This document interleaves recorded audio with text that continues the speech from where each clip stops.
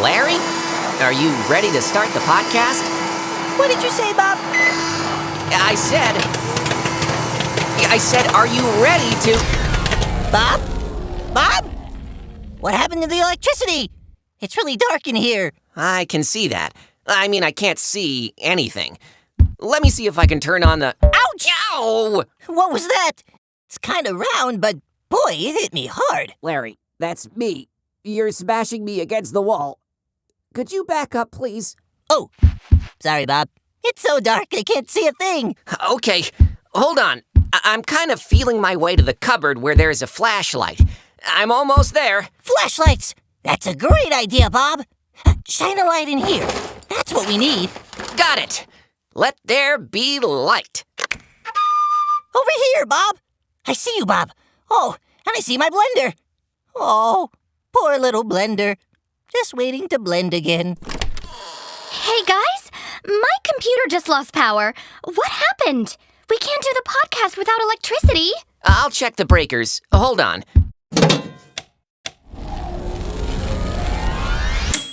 We're back. Electricity is back on. We can start the podcast. Great. Thanks, Bob. That's better. I can see again. Now, I'll just turn my robot vacuum back on, and the blender, and finish microwaving this bag of popcorn. Stop, Larry! What? Why? Because you'll use too much electricity all at once. That's why. But there are plenty of plugs in the wall. Look, we have a plethora of plugs. Yes, I know, but you can't just turn everything on all at once. But Bob, I need my morning smoothie, and this popcorn is yummy and buttery, and we need to vacuum all the cookie crumbs, and... Hold on a moment, Larry. All those things need electricity, and if you use too much all at once, the electricity will turn off. Can I at least finish popping my popcorn? Well, sure. Yum! Bob, Larry, it's podcast time. Great. Hi, kids. I'm Bob the Tomato. And I'm Larry the Cucumber. And you're listening to the Veggie Tales podcast. Veggie Tales, Veggie Tales, Veggie Tales, Veggie Tales, Veggie Tales, Veggie Tales, Veggie Tales, Veggie Tales. Broccoli, celery. Today, we're going to be talking about curiosity. Curiosity is exploring the world around us and asking questions to understand and learn. And there are so many things to discover and learn. Right, Larry? Oh, absolutely. I'm still curious why I can't run the blender, the microwave, and my vacuum cleaner all at the same time. It just makes me want to ask, why? Why, Bob? Why? Asking why is a great question, Larry. It's how we learn about the world around us. Even more important, it's how we learn about who God is and what He is like. I love asking why. I know you do, Larry. Guys, our first guests for the day have just arrived. Show them in, Producer Petunia. Hi, Junior. Hi, Laura. Hi, Bob. Hi, Larry. Thanks for coming into the studio. Do you want some popcorn?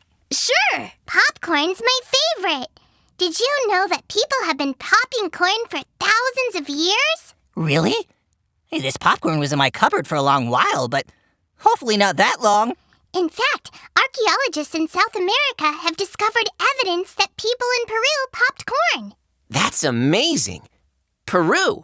How do you know that? I learned it from a book that I read. I love reading books, Bob. My whole family loves to read. Reading is a wonderful thing. Isn't it amazing that God invented reading and writing? But even more incredible than that, God has given us brains in a big, wonderful world we can learn about. If we stay curious, we can keep on learning our entire life. So that means we can learn every single day. Proverbs 19:8 says, "If we keep on learning, we will discover good." And there are so many good things to learn about. Right, such as biology and astronomy and how rockets fly to the moon. And history and math and music. And did you know that some birds can sing up to 3,000 different songs? Wow, I didn't know that. I wonder if they know any of my silly songs. What are some other things you're curious about, Laura? Well, I've always wondered how birds fly south for the winter and then always find their way home. How do they do that? Maybe they carry maps with them. I'm curious about gravity. If I drop this ball, it falls to the ground, right? Did you know that no one can really explain why gravity works? How weird is that? Really? But we can see gravity in action. Here, let me drop this spring. Or what about this water balloon? Or how about this big glass bowl? Larry! All right. I won't drop the glass bowl. You know, one thing I've always been curious about is hummingbirds. Hummingbirds are the only birds that fly backwards. Did you know that? Well, no. I've never really thought about that. It's like God gave hummingbirds a superpower.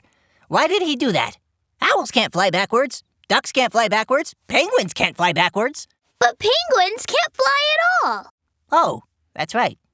I bet they wish they could fly. Do you think penguins dream about flying? Well, I don't know, but that's certainly an interesting question. I like being curious. It's fun. Bob, Larry, it's time for your interview with Dr. Flurry. Boy, oh boy, I'm looking forward to asking Dr. Flurry all kinds of questions.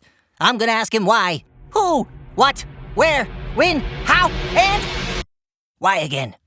Junior, Laura, would you like to come along with us? Definitely. Would we ever? Ooh! Welcome to my observatory, everyone. This is my brand new super galactic hyperpower telescope. That telescope's huge. It's enormous. When I open the observatory roof with my automatic opener, I can observe all sorts of amazing objects in the sky. Like hot air balloons? Or birds flying south? Superheroes zooming around in jetpacks? No, not exactly. Those aren't the sorts of things I'm looking for. My telescope is so powerful that it can see far out into space. It helps me learn all kinds of interesting things about God's universe. Like what kind of things? Stars. Did you know there are over 200 billion trillion stars out there that God uses to light the heavens at night? Wow, that's a huge number. Why did God make so many? He knew exactly how many stars the galaxy needed. And then there's comets. On Earth, I might see one comet every year with my eyes, but there are over 1 trillion comets in the outer solar system I can see with this telescope. 1 trillion comets? That's a lot of comets. These numbers are so huge. 1 trillion comets, 200 billion trillion stars. How did God do it all? That question right there, Junior, is a wonderful question to ask. How did God think of a star or a comet or a planet in the first place? He must be incredibly creative. Yes, he is.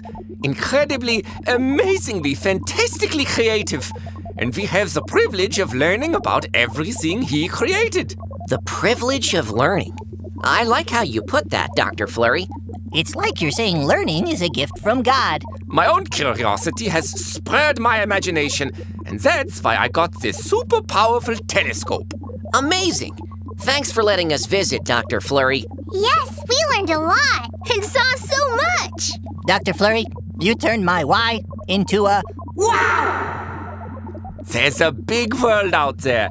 If we stay curious, keep on asking questions, we'll keep on learning. Bye! Goodbye. Goodbye. Goodbye.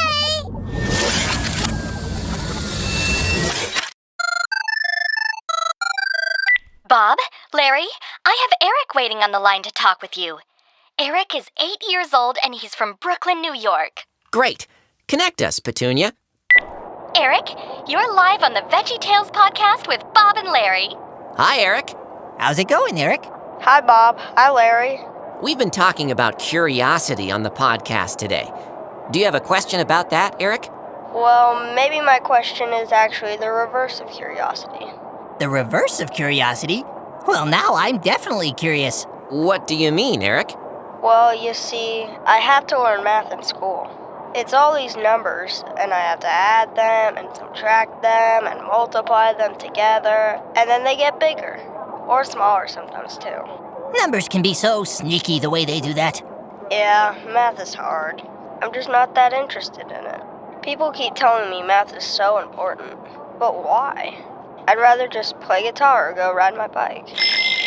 Those are good questions. Great question, Derek. I sometimes wonder about math too.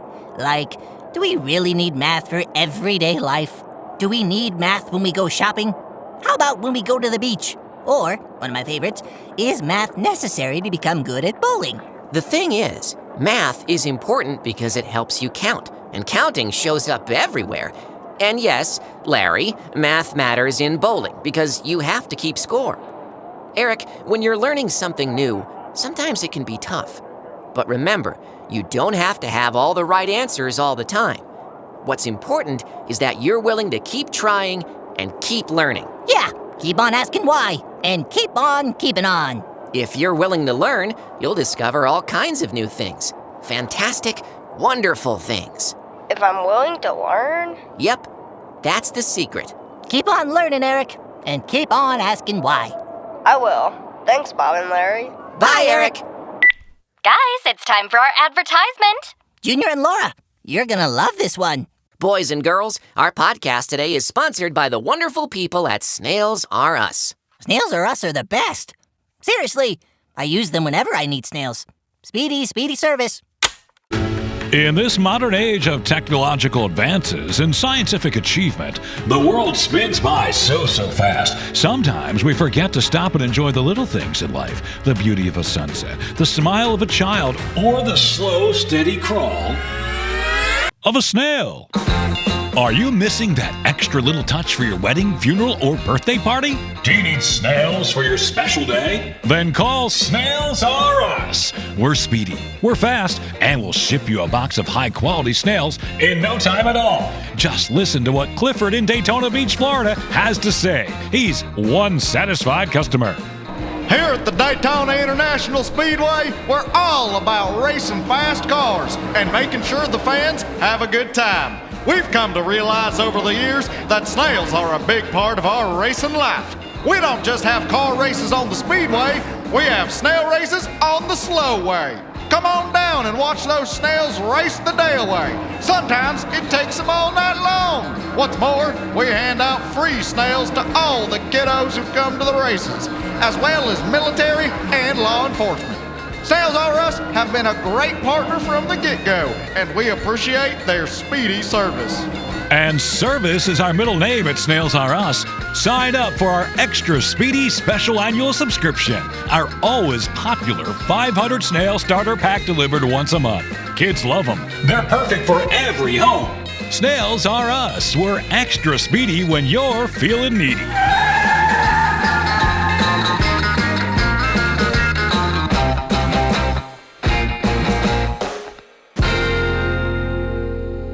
Boy, that was a really persuasive commercial. I'm gonna order some snails when I get home. You won't regret it, Bob. Bob, Larry, I've got Mr. Lunt waiting on the line to do some animal translation. Mr. Lunt? He's great! I love it when he's on your podcast. I'm very curious about how he learned all those animal languages. You can ask him yourself, Laura. Wow, can I? Fantastic! I wonder why he learned all those languages. Put him through, Petunia. Thank you. You got it, Bob. Hello, Mr. Lunt. You're live on the VeggieTales podcast. Hi, Bob. Hi, Larry. I bet you can't guess who I'm with right now. This is an elephant. Elephants are great travelers. They always carry their trunks with them. Get it? Very funny, Larry. No elephants. Hi, Mr. Lunt. This is Junior Asparagus. Laura and I are helping Bob and Larry with their podcast today. Ah, hi, Junior. Hi, Laura. Mr. Lunt, what is that music I hear? That's my ukulele, and it's the reason why I'm deep in the jungles of India. Did you say deep in the jungles of India? Isn't that a really wild place? Oh, yeah, it's pretty wild. But I've met some super nice animals here, so I'm not too worried. Mr. Lunt, I've always wanted to ask you, how did you learn so many animal languages? Well, let me tell you.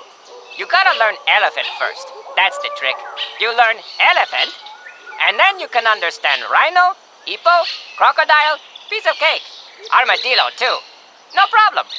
They all get easier after that. Except for Squirrel. Those little guys talk so fast it's almost impossible to understand what they're saying. If the Indian jungle is so dangerous, why are you there? Well, Bob, the animals here heard I'm a pretty good ukulele player. And word gets around if you're a good ukulele player. So they invited me to come play for them. Did anyone hear that noise? What noise? Oh, there it is again.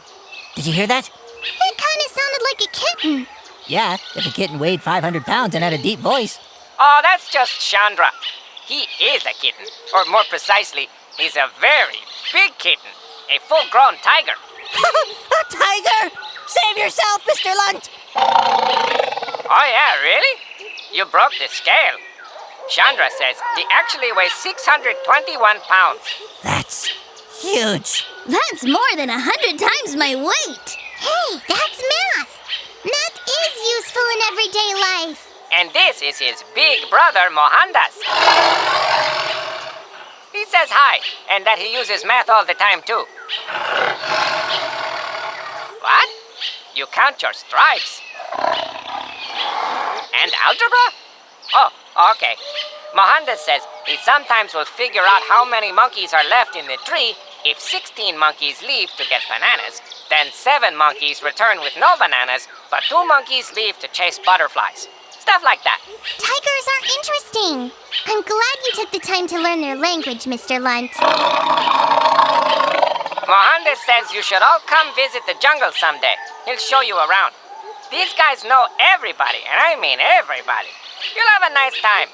I'm not sure I'm that curious, but thank you for the invite. Junior, we should totally ask our parents if we can go visit the tigers in the jungle. I don't know what my parents would say about that. And you definitely need to ask your parents about something like that. What? You want to hear some more songs? The tigers say they want to hear some more songs. If these guys aren't eating or sleeping, it's all about the music. Do the tigers like singing songs around campfires? Well, they're not really into fires, but they do like singing. We have one of my silly songs, a favorite to share. I think the tigers will really like it. Asteroid, asteroid, asteroid, asteroid cowboy.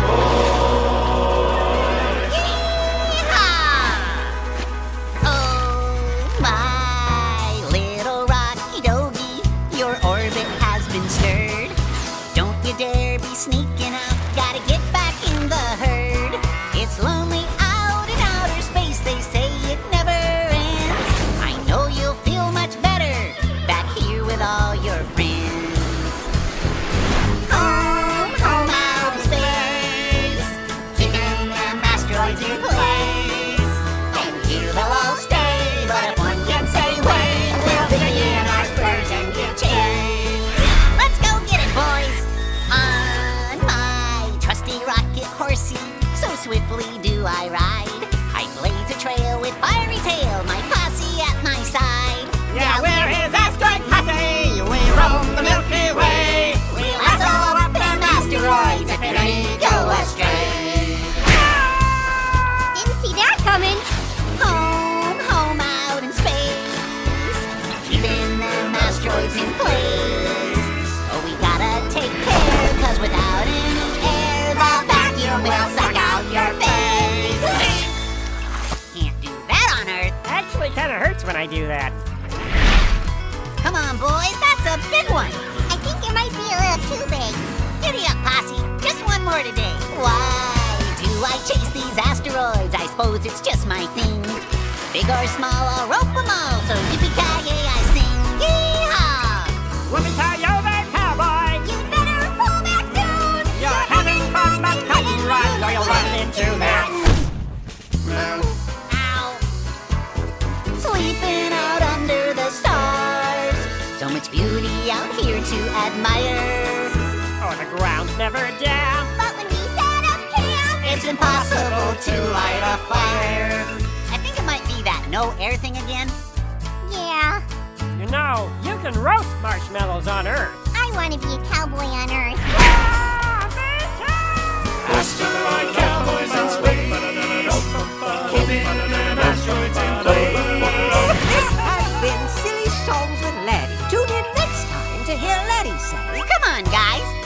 do this on Earth. They say thank you, and please come visit them in the jungle soon. Well, thank you, Mr. Lunt, for another very memorable translation adventure. Thanks, Mr. Lunt. That was fun. Yeah, totally awesome. All right, you're welcome, guys. Until next time, stay curious. There's a lot to learn out there. Next up, we have an extra special guest. I have Professor Yusuf Khalil calling all the way from Egypt.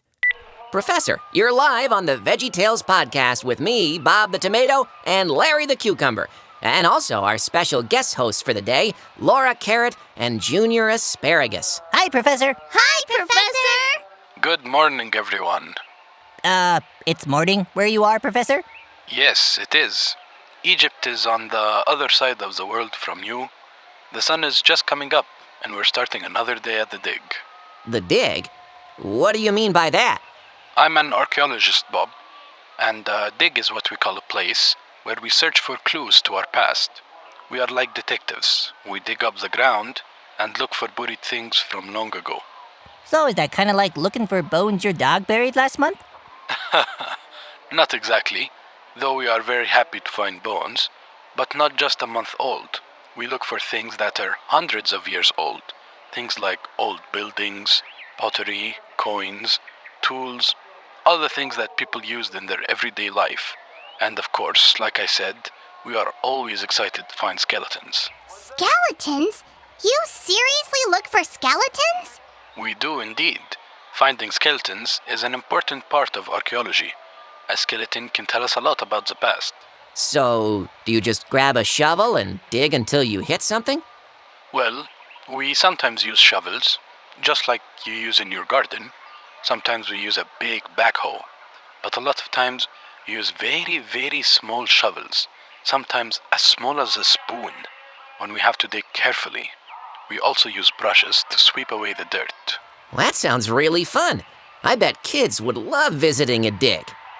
We have lots of schools visit us on field trips because it's fun for children to see and experience. It's just like digging in the sandbox when you're a kid, except you might find an old Roman sword instead of a toy tractor. I wish I could find an old Roman sword. I'm gonna go dig in my garden when I get home. I don't think you're going to find any swords in your garden, Larry. All I need is a backhoe. You don't happen to have a backhoe, Bob, do you? You know, finding interesting things in your backyard is always a possibility. Several years ago, a farmer in England found ancient Viking sword when he was working in his field. I'm gonna check out some books at the library about archaeology and learn more. That's a great idea, Junior. I'll go with you. Reading books about archaeology is a great way to learn, especially if there aren't any digs nearby. Speaking of learning, Professor, before we let you go, I have to ask, why did you become an archaeologist? Well, it's really all about curiosity for me. I do what I do because I'm curious about the past. I want to understand what life was like long, long ago. There's a lot we do not know, and we still have so much to learn. We certainly do. I know I do. Thanks for talking with us. You're welcome, Bob. That was super interesting. I want to know more about archaeology now. Me too! We should start a dig in my backyard. Maybe we could find an old Roman sword, or even pirate treasure. Bob and Larry, thanks for letting us hang out with you today on the podcast. Hearing about all these amazing things makes me even more curious. God's world is so wide and wonderful. I know. It's the best. Tigers and snails, stars in the sky. You know what? Learning new things is kind of like the professor digging up buried treasure. You're right, Junior. Stay curious about life and see what you can learn. And do you know what? In Proverbs chapter 16, verse 16, God says that getting wisdom and understanding is even better than finding gold. So he really does want us to be curious about his creation. And, most important of all, who he is. You know what I'm really curious about, Bob? What's that, Larry? Tubas! I love to play the tuba, but I've never been curious about who invented the tuba. And why? Why, Bob? Why? I don't know. I'm kind of curious now, too. Why tuba? Or why not tuba? That's the question, Bob. Great question. Anyway, remember, kids, God made you special. And he loves you very much. Goodbye!